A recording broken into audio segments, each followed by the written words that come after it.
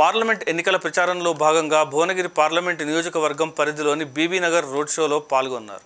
Munugode MLA, Bhuvanagiri parliament ఎన్నికల incharge Komatireddy Rajagopal Reddy, స్థానిక MLA కుంభం Anil Kumar Reddy, Bhuvanagiri parliament అభ్యర్థి చామల కిరణ్ కుమార్ రెడ్డి పాల్గొన్నారు. చామల కిరణ్ కుమార్ రెడ్డి మునుగోడు కంటే భువనగిరి నియోజకవర్గం నుండి ఎక్కువ మెజారిటీ వస్తే ముఖ్యమంత్రి రేవంత్ రెడ్డి గారి కడుపులో తలకాయ పెట్టైనా మీ భువనగిరి అసెంబ్లీ సెగ్మెంట్కు 100 కోట్లు ఇప్పిస్తా అని అన్నారు. ఈ కార్యక్రమంలో ఉమ్మడి నల్గొండ జిల్లా మాజీ జిల్లా పరిషత్ చైర్మన్ కసిరెడ్డి నారాయణ రెడ్డి, సీనియర్ నాయకులు రామాంజనేయ గౌడ్, మండల పార్టీ అధ్యక్షుడు సత్తిరెడ్డి, ముఖ్య నాయకులు శ్యామ్ సుందర్ రెడ్డి, వేణు గౌడ్, నియోజకవర్గం కోఆర్డినేటర్లు, ఎన్ఎస్యుఐ యూత్ కాంగ్రెస్, మహిళా కాంగ్రెస్, బ్లాక్ కాంగ్రెస్ నాయకులు పాల్గొన్నారు. ఇప్పుడు ముఖ్యమంత్రి గారు మీ 7 మంది కూర్చుంటే ఇదే డిస్కషన్ వచ్చింది. అన్నామంట పేపర్ లో వచ్చినారు, నేను అనలేదు. అక్కడ పబ్లిక్ కోరుకుంటుంటే ఒకవేళ అయితే మాత్రం ఈ బీఆర్ఎస్ వాళ్ళందరూ జైలు వేస్తా అని చెప్పి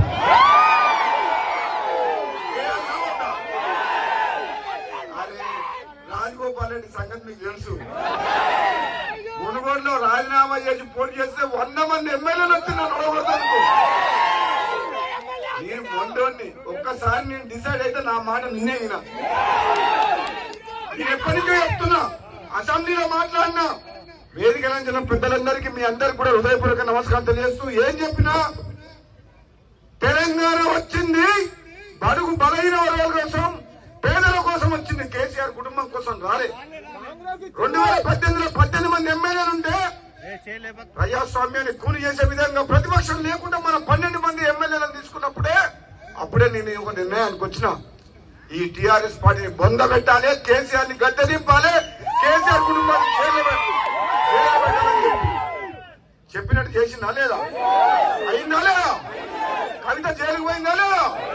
కేసీఆర్ ని గద్దె దింపినా లేదా? బీఆర్ఎస్ ని బొంద పెట్టినమా లేదా? ఉంటుందా? బతుకుదా? బీఆర్ఎస్ ఉంటుందా? బీఆర్ఎస్ టీఆర్ఎస్ నై జాంతా, కేసీఆర్ కేసీఆర్ నై జాంతా. వాళ్ళొక 20 ఏళ్ళు కాంగ్రెస్ పార్టీ ఉండదు. తెలంగాణ ఇచ్చిన పార్టీ ఏ పార్టీ? ఈ దేశానికి స్వాతంత్రం తెచ్చిన పార్టీ ఏ పార్టీ? మనకు బలహీన వర్గాల కోసం కష్టపడే పార్టీ ఏ పార్టీ? మరి మేము ఇంత కష్టపడే పార్టీని ఉండగా కుటుంబం పార్టీ మళ్ళా కేసీఆర్ బస్ చేసుకొని మళ్ళా ఓ 10 మంది డిపాజిట్ రాని వాళ్ళు ఎండబెట్టుకొని తిరుగుతుంది. ఒక్కని చూసేది ఆయన ఒక ముఖంలో రక్తం లేదు, కేసీఆర్ ముఖంలో రక్తం లేదు. అరే నేను అడుగుతా, కేసీఆర్ కు ఏమైనా సిగ్గుందా? మద్యం కుంభకోణంలో బిడ్డను తీసుకుపోయి జైలు వేస్తే ఏ ముఖం పెట్టుకొని ప్రచారం చేస్తుంది తెలంగాణలో?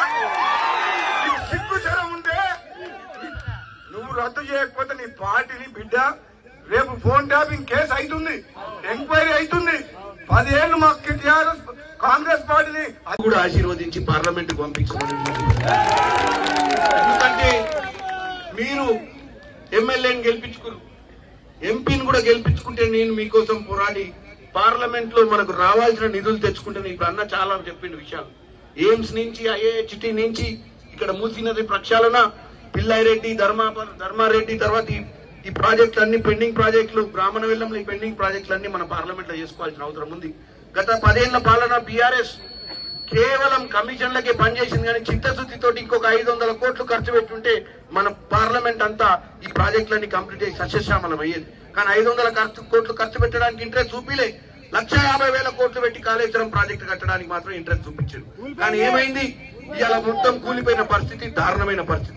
సో డబ్బు ఖర్చు పెట్టి 9 లక్షల కోట్లు అప్పు చేసిన కేసీఆర్ ఈ రోజు సోనియా గాంధీ గారు తెలంగాణ ఇచ్చింది నీళ్లు, నిధులు, నియామకాల మీద. నీళ్ల పరిస్థితి అట్లుంటే నిధుల పరిస్థితి 9 లక్షల కోట్లు మిగులు రాష్ట్రాన్ని అప్పుల రాష్ట్రంగా చేసిపోయిండు. నిధుల పరిస్థితి అది. నియామకాలు, నా తమ్ముళ్ళు చాలా మంది చదువుకొని ఊర్లోనే ఉంటున్నారు. మా అమ్మలక్కలు కష్టపడి 3-4 ఎకరాల భూమి ఉన్నా, తినకున్న పిల్లల్ని చదివించుకొని హైదరాబాద్ లో ఇవాళ ఉద్యోగం చేయలేని పరిస్థితి. ఉద్యోగం ఎందుకు చేయలేకపోతున్నాం? ఎందుకంటే 20,000, 30,000 నౌకరు వచ్చి హైదరాబాద్ లో రూముల కిరాయిలు, మెస్ బిల్లులు కడితే ఇంటికెళ్లి 10,000 అడుగుతున్నారని చెప్పి ఇంటికి వచ్చి ఉంటారు. నేను ఒకటే చెప్తున్నా, నన్ను గెలిపిరి, నేను పార్లమెంట్ లో పోయి మనకు రావాల్సిన 2014 విభజన హామీ ప్రకారం మనకు రావాల్సిన నిధులు తీసుకొస్తా. ఈ రోజు కేసీఆర్ కి చిత్తశుద్ధి ఉంటే 20% కడితే ఇవాళ అర్బన్ డెవలప్మెంట్ ఫండ్స్ మనకి 20,000 కోట్లు వచ్చాయి. కానీ ఆ 20% కట్టడం ఇంట్రెస్ట్ లేదు. సెంట్రల్ గవర్నమెంట్ ఫండ్స్ మీద వాళ్ళ నిఘా ఉంటుందని వాళ్ళ మీద జాస పెట్టలే. మరి పోతే పోని ఈ దొర ఎట్లా ఇట్లాంటి పని చేసి ఫామ్ హౌస్ లో వండుకొని పాలన అందించాడు. మరి ఆయన ఏం చేసిండు? నరేంద్ర మోడీ పెద్దన్న పాత్ర వహించాల్సిన వాడు ఓన్లీ గుజరాత్ తప్ప వేరే రాష్ట్రాలు ఏం పట్టించుకోలేదు. 9 లక్షల కోట్లు అప్పైంది. ప్రాజెక్టులలో మోసం చేసి కోట్ల రూపాయలు దండుకుంటుంటే ఆ కన్ను మూసుకొని నిద్రపోయిన నరేంద్ర మోడీ మళ్ళా మీ మధ్యానికి వచ్చి మళ్ళా ఇప్పుడు ఓట్లు అడుగుతుండు. ఇదేమన్నా పద్ధతేనా? అంటే 9 ఏళ్ళు మనకే 10 ఏళ్ళు మనకే కదా ప్రధానమంత్రి. ఇవాళ మన బతుకులు ఇట్లున్నాయంటే ఆయన కూడా భాగస్వామే కదా. ఆయన చేయాల్సిన పని ఏంది? కేసీఆర్ ని ఏ రోజో జైలు వేయాల్సింది. కానీ మొత్తం కన్ను మూసుకొని కూర్చొని ఈ రోజు కవితను యాక్టింగ్ చేయడానికి మళ్ళా పార్లమెంట్ ఓట్లు అడుగు